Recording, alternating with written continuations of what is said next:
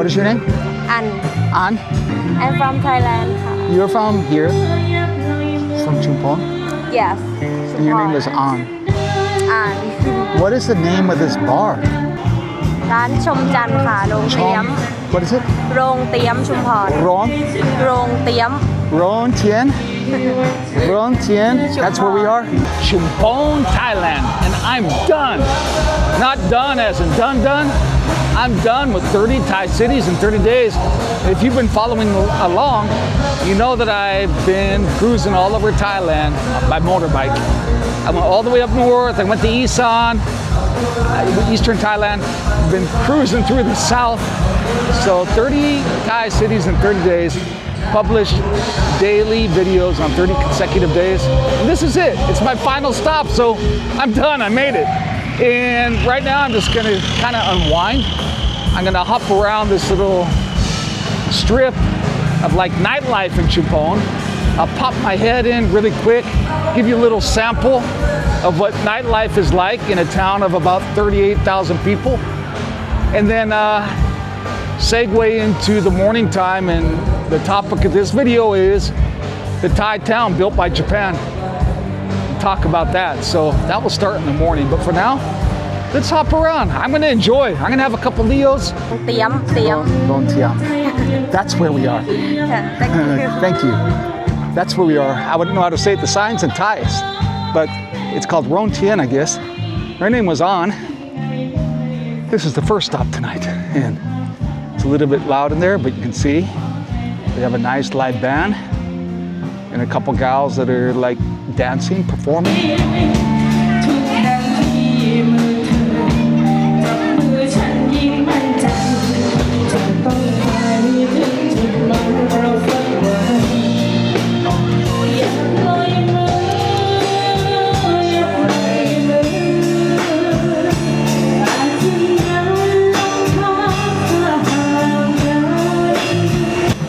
Nice spot, I like it. The night's off to a good start.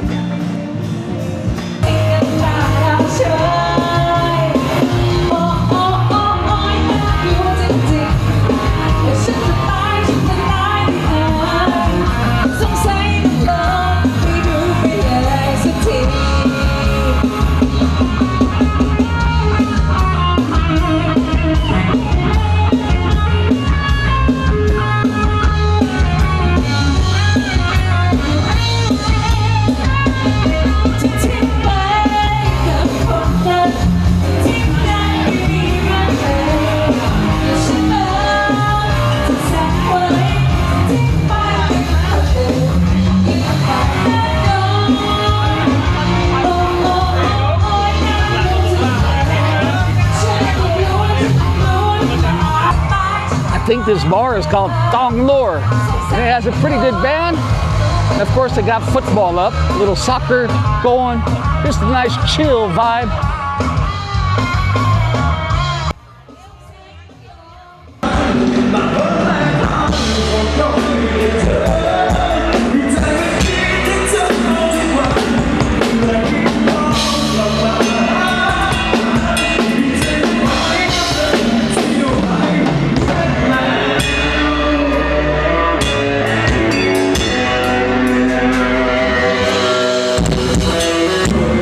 Band in there. This place is called WWII. This place, very obviously called iconic. You can see it all over the signage.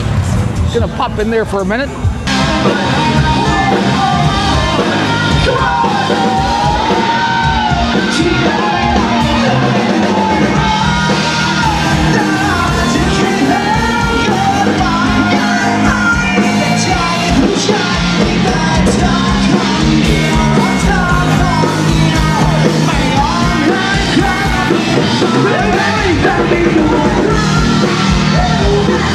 Chumphon nightlife surprised me. It was wild last night. For a town of less than 40,000 people, it's quite lively. Here I am walking in the Thai town that Japan built, Chumphon. In this area, this little pocket where I'm walking, is the old Japanese village from World War II, because Japan was set up here as a base for 4 years, 1941 to 1945. And you can see over my shoulder, barely there, I'll put the drone up, the old water tower. The old water tower was used to supply the steam engines for the trains. And those steam engines, similar ones, are on display in front of the train station today here in Chumphon. In 1945, this area was bombed heavily by Allied forces. But up until then, this is the railway that people don't talk about. In other words, in Kanchanaburi, everyone's familiar with the River Kwai and the Death Railway. Well, the Japanese had a second one going here, right in this location in Chumphon. They were building another railway that was going to connect to Burma. It was called the Isthmus Railway. And this little Japanese village is right next to the train station. And as we put the drone up, you can see. So the village was built by Japanese military engineers. So Chumphon was the hub for Japan's efforts to build a railway to Burma. The village where I'm walking was used for wartime railway staff, inherited by Thai railway authorities eventually, and remembered today as SRT staff housing. The Japanese military presence in Chumphon ran from 1941 to 1945. Japanese troops landed in Chumphon on December 8, 1941. And the railway station area was a Japanese military target in 1945 when Allied aircraft bombed the station and transshipment sheds. Chumphon's rail yard was expanded during the Japanese occupation. The station became an engineering and supply base for the wartime railway west toward Ranong. The Japanese-built Isthmus Railway started at Chumphon in 1943. So here we are, Chumphon, the Thai town that Japan built, or what's left of it. But this was the hub. This was the hub for Japan for 4 years. So not necessarily did Japan build the entire city of Chumphon today, but they definitely set the foundation. And their work in Chumphon for 4 years during World War II definitely is part of the city's fabric today. So for this vlog, I'm gonna hop around, get a feel of Chumphon. And at the end of the vlog, do like I do in all 30 Thai cities and 30-day videos, episodes, I will say, would I choose to live here as an expat? And two, is it worth the visit as a tourist? So let's go. I'm just gonna hop around a little bit in this vlog, come back here at the end, and answer those two questions. Some of you are interested in World War II history, but regardless, this is an interesting factoid. Chumphon was one of the points along the Gulf of Thailand that Japan attacked, coronated it the same day as Pearl Harbor. And that monument behind me is called the Thai Youth World War II Monument, because when they attacked Chumphon, it was in fact the Thai student cadets that fought them off.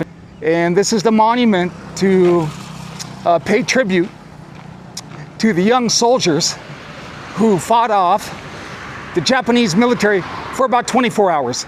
And then they made a deal, the Japanese made a deal with Bangkok. So if you were born between, say, 1942 and 1944 in Chumphon, there might be a percentage of a possibility that your father was Japanese. Let's see, another interesting factoid about Chumphon, and I didn't know this till I came here. Check this out. There's coffee farms here. So the popular coffee bean from Chumphon is called Robusta. And I'm gonna try it. He's making me a nice pour over. Two sides of the so he's saying that depending on the size of the mouth of the coffee cup, you get a different flavor. So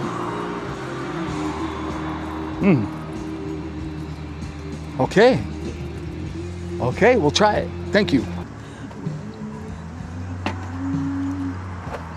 When in Chumphon, drink the local beans from Chumphon and support the local coffee business that runs right along the highway.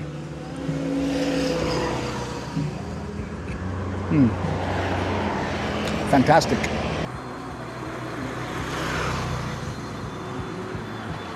It's called the Chumphon National Museum. And to segue from the statue that is to honor the students who tried to fend off the Japanese when they landed on the beach of Chumphon, there is a little exhibit here. And the exhibit is a bit of a tribute to the students. There's one little display that shows where the student is leaving his home to go fight off the Japanese. But the museum itself, it feels a little bit sparse. It does talk about a little bit of the history. I think it's called Austro-Asian. They said people from China started to settle in Chumphon about 4,000 years ago.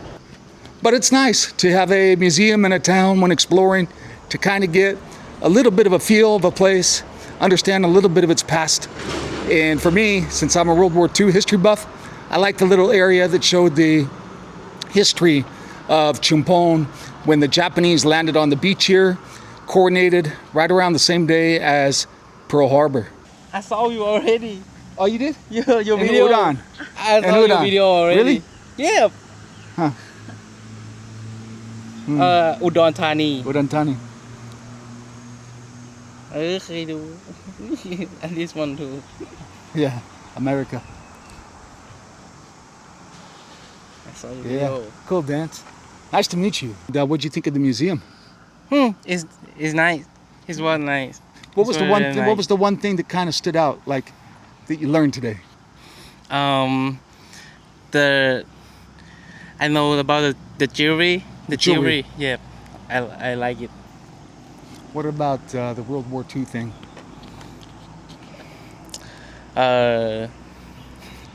They got like the rifle with the knife. Oh, the rifle and the knife. For the Yeah, during World War II, stabbing. right? Yeah. Yeah, I wouldn't want to be on the other end of that rifle being stabbed. You know? I don't want to Yeah. do that. Good stuff. Well, hey, have a good day, Dance. Yeah. So, like Dance was saying, that there's some interesting little exhibits and displays in there. And then the one that, of course, stood out to me was World War II, because I'm a World War II history buff. But for the most part, when you come here, it's like the displays are kind of a time capsule from 1970. They have like the little buttons that connect to the map with the lights, and you tap on them, and then the light goes off. And then some of the displays, actually a few of them, just are not working. They're out of order. They have like videos attached, but no video plays, or they're completely dark. They need to get maybe a little infusion of money here to update, upgrade, and just restore this museum to work in order. But still, pretty cool stop. It's always nice to come to a town and where they at least have something to refer to for the town's history. When arriving Chumphon, the first thing I did a beeline straight to the sea, and I beat nighttime. I beat the dark, which was nice. Could come out here and just kind of enjoy a little bit of ocean air. And this might be an amenity for some people, where if you live in Chumphon, it's one of the main jump off points to Koh Tao. Koh Tao is known worldwide as some of the best scuba diving. What do you have inside the bag? Let's see. Oh, clams. It's called หอยตลับ You will eat them? Thailand is called is หอยตลับ So everyone's out here getting clams. Yeah? Hoi talap. Will you eat? Aroy? Aroy? อร่อย yes Really? delicious Really? really yes So, awesome, thank you. So I guess what else do you have in there? Rocks? Oh, they're all clams. Hello. what do you mean Aroy. I speak English Nice to meet you. So that's what people are doing out here. You see a lot of people out here getting clams. There's quite a few people out here doing the same thing. So I guess they'll go home and boil those up and have a little snack. But I'll put the drone up. I think this strip of beach is called Pak Hat or something to that effect. And it's kind of nice. It's kind of a long strip of beach. And along the way, there's quite a few restaurants, little places to get snacks. And Chumphon, if you look at the map, there's a number of beaches to choose from. But you can see it's quite nice and peaceful out here. I got here just before dark, so just in time to enjoy a little bit of the sunset. And now, to answer the two questions I ask in all these videos, 30 Thai cities in 30 days. One, would I choose to live in Chumphon as an expat? I think it has everything you need. A hospital, amenities, a train station that's easy to hop on and go to Bangkok, or an airport also. It really has everything. It has the coast. The thing is, the one word I would describe Chumphon as an expat is pleasant. It just feels pleasant and quiet and slow. A little bit too quiet and slow for me, except at nightlife. So I probably wouldn't put it at the top of my list. Is it worthwhile to visit as a tourist? Yeah, for sure. You have all this history from World War II in this little Japanese village that no one really talks about. And in fact, it's amazing how some of these homes, even though this area around the train station was bombed heavily by Allied forces, some of these homes remain and people still live in them, the ones that are livable. So you'll still see people set up here living in this little pocket by the train station, which is an old Japanese neighborhood. It's pretty cool. So on that factoid alone, I think it's worth visiting, especially if you're into World War II history and what have you. And everyone goes to Kanchanaburi, the death railway. But this is the one no one really talks about. The other death railway. And Japanese put a lot of Malaysians, I think, to work to build this railway, the Isthmus line. A lot died, just like up north in Kanchanaburi. They say maybe even more people, but it's just not talked about as much.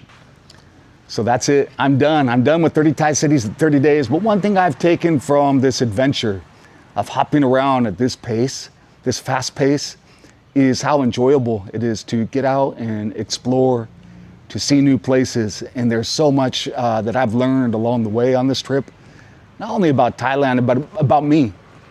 There's magic, I think, to getting out of the comfort zone, at least for me. I've been out of my comfort zone now for a while, producing this series. So I hope you guys enjoyed it. And for those who've been kind of tagging along during this series, thank you. Thank you for your support. Thanks for watching. Thanks for your comments. During the next weeks, I'll be catching up because I know there's a lot of messages and what have you that I haven't replied to in comments. And other than that, guys, that's it from Chumphon, the Thai town built by Japan, at least this part of it, this little hub, this little pocket. See you guys on the next video.